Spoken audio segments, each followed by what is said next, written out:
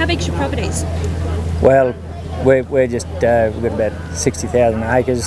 Six. Six. Yeah, Rolls off saying 60. 25,000. Yeah. Really? Yeah. Huge properties. Ours, like for us, ours is one of the smaller in this area.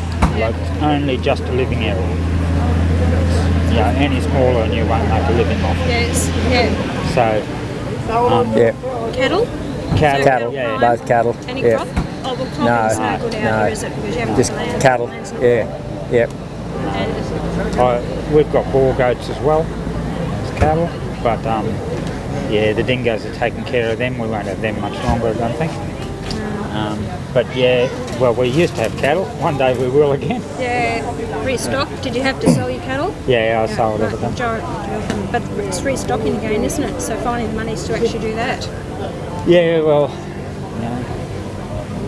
we have to go to the bank. I know that's another hurdle that you've got to cross, haven't you? Yeah. Trying to do all that.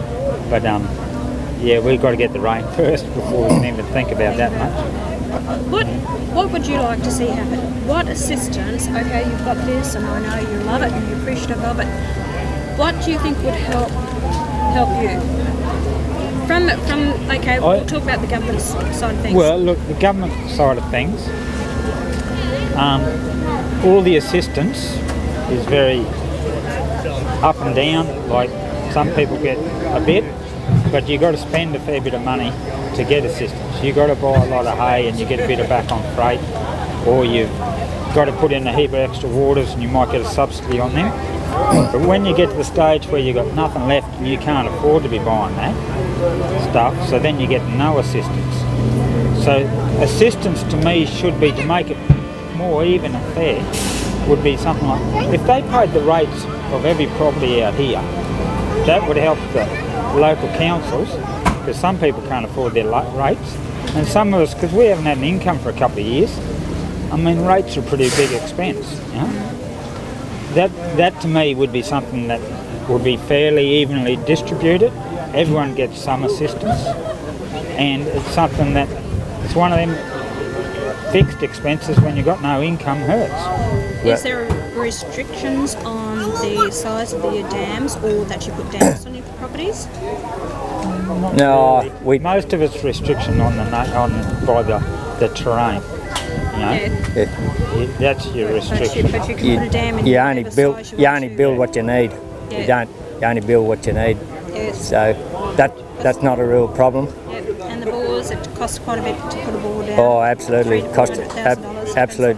Well, Yeah. well, it'd be probably not, depending on what type. But yeah, And the depth. anything from 60 Some to. of us, Yeah. we aren't in a place where you can get groundwater.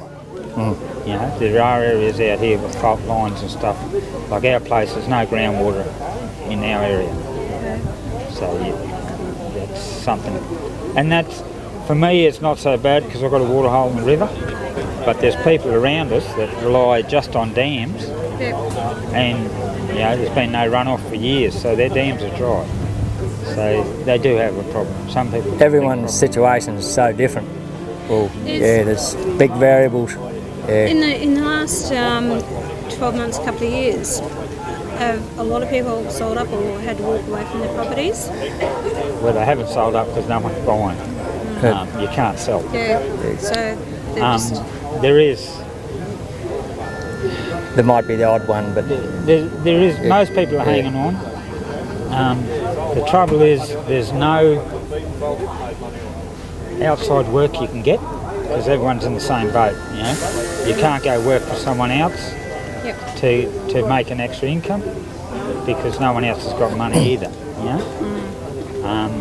You know, basically, everyone is just trying to hold on to what they got and not spending if they can help. You know, and because it will rain again. It will rain, but it's just a matter of when and how long. So were you guys born out here? Handed down generation? No, well, Where'd you come from? Well, I came from northern South Australia, then Northern Territory, and then ended up in Queensland. Yeah. Can't knock that, mate.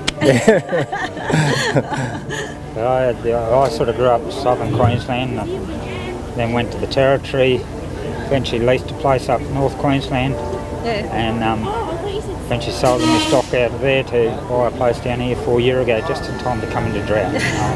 Timed it perfect. So you've always been on the land? And Yeah, it's way we've of both life. grown up Yeah. on the land. Oh, that's Yeah, great. yeah. All right. Lovely to talk with Thank you, Pauline. Yeah. Yeah. Thanks.